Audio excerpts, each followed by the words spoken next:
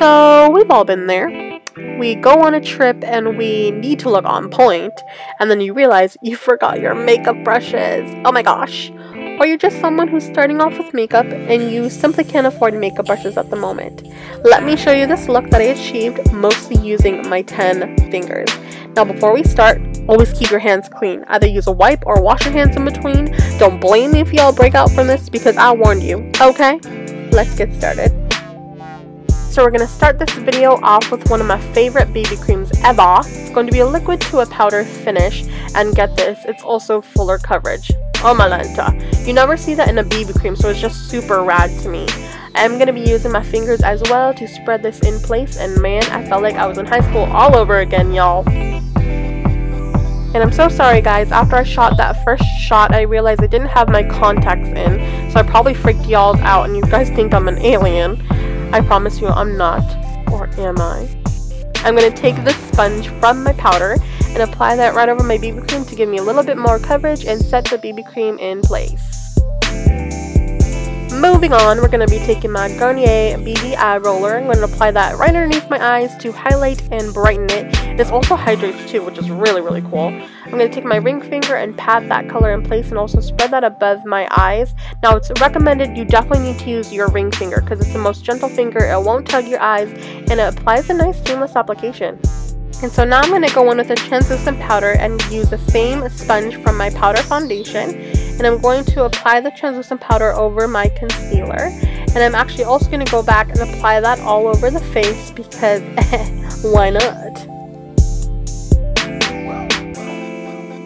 And now I'm going to go in with one of my favorite eye primers and apply that all over my lid up to my brow bone because I need my brows to stick in place.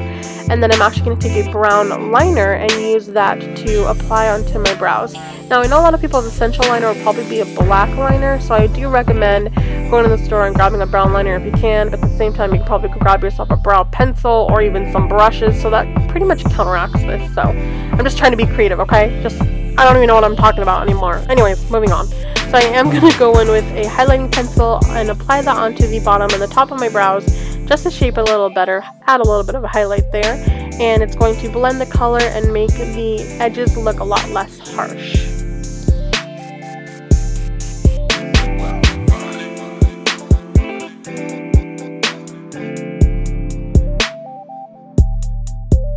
Taking this cream color shade from the super affordable palette from Coastal Scents, I'm going to apply that all over my lids just to set my primer up to my brow bone.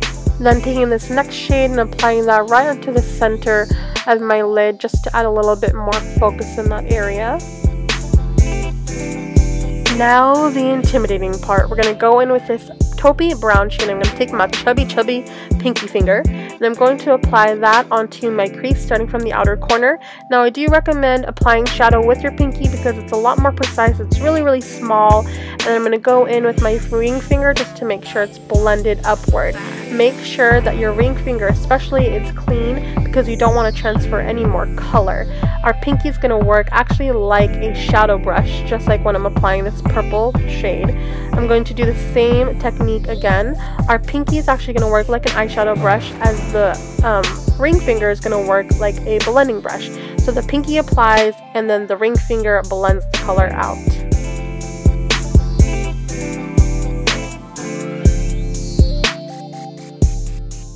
Using a really pretty white pearlescent color, I'm going to take my ring finger and apply that color into the inner corners just to make my eyes pop out a little and add an accent. And then we're going to switch it up with this beautiful teal blue liner, and I'm going to apply that onto the lower lash line just to create a little bit more creativity to this look. And then I'm going to take this Star Looks amethyst liner that I have no words with, it's just so gorgeous, and I'm going to apply that starting from the inner corner to make it look like it's applied seamlessly with the highlight. One of the biggest things for me is I like some drama, so I'm going to take my pinky finger and grab some black and apply that onto my crease. Now this is optional, you don't have to do this, but I like me some drama, so I'm doing it.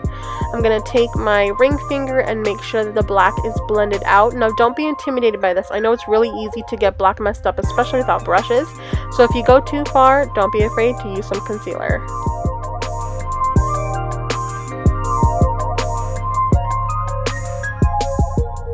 taking that same cream eyeshadow that we started with, I am going to reapply that onto my brow bone because it may have gotten lost a little when applying the deeper shades.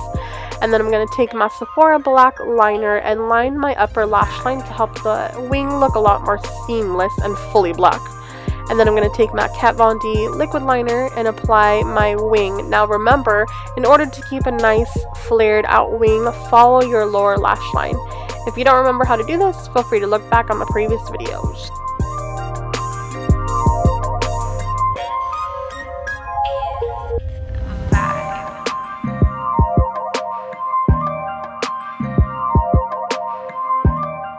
Seriously, you guys, best mascara ever. It thickens, it adds length. I feel like my no lashes look like I have lashes. I did apply a thinner layer of this because I'm going to apply some falsies, but man, if you take the time to use this, it is awesome. With that being said, this is how it should look.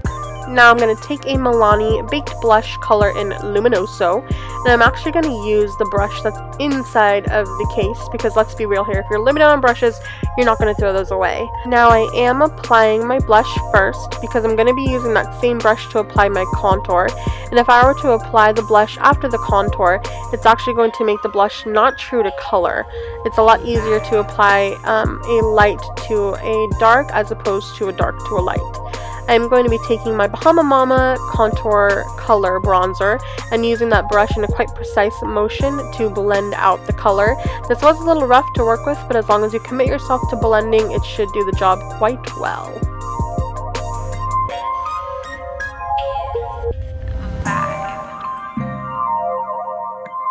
I am, of course, still applying to my temples, my nose, and my chin, and feel free to use your ring finger again to blend it out because that is a source still available even if you don't got brushes. Next, I'm going to be taking my Anastasia contour kit and using that highlighting shade and applying that right on top of the blush. And I did dust the brush as much as I can before I applied the highlight, and it came out quite well. Quite impressed. Now, in case any of you guys are wondering, I am using a Velcro hair holder that I purchased for less than $1 from eBay, and it doesn't ruin your hair too, so cool. I'm going to finish off my look with this full finish by Benefit called Pinking of You, and it's just a great nude for this more bolder eye look. And after that, we are all good to go. In case you guys are wondering as well, I am wearing these awesome, beautiful natural lashes called Demi Wispies, and they're by the brand Kiss. Check them out. And there you have it, friends, an everyday look that you can rock without the use of everyday brushes. Now, of course, brushes are my primary use and I always recommend them, but let's be real here, there's going to be some days when we just don't have it in source with us. So I hope you guys learned something from this look. Always remember to be sanitary and clean. Your skin will thank you for it. I love you guys, and I'll see you guys in a later video. Bye!